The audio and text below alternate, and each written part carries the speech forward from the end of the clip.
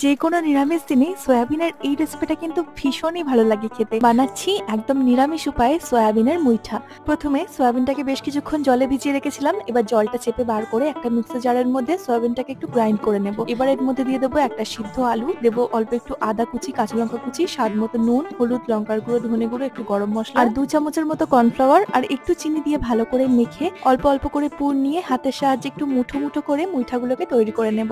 এবার কড়াইতে তেল গরম করে মুইঠাগুলোকে ভালো করে ভেজে তুলে নেব। তো মুইঠা আমাদের তৈরি হয়ে গেছে। এবার একটা মশলা তৈরি করব। তার জন্য একটা মিক্সিং জারের মধ্যে নিচে একটা টমেটো, কয়েকটা আদা, কয়েকটা কাঁচা লঙ্কা আর একটু কাজু বাদামকে একসাথে পেস্ট বানিয়ে নেব। এবার তেলের মধ্যে জিরে, গোটা গরম মশলা, তেজপাতা ফোড়ন দিয়ে দেবো পেস্টটা আর দিয়ে দিয়েছি একটু স্বাদ মতো নুন, হলুদ, লঙ্কার গুঁড়ো, ধনে গুঁড়ো, একটু চিনি আর কয়েকটা চেরা কাঁচা লঙ্কা দিয়ে মশলাটাকে কষিয়ে নিয়ে পরিমাণ মতো জল দিয়ে একটা গ্রেভি বানিয়ে নেব। এবার গ্রেভির মধ্যে মুইঠাগুলোকে কিছুক্ষণ ফুটিয়ে নিয়ে একটু ঘি, গরম মশলার গুঁড়ো আর ধনেপাতা কুচি ছড়িয়ে সার্ভ করছি। ব্যাস তৈরি সয়াবিনের মুইঠা।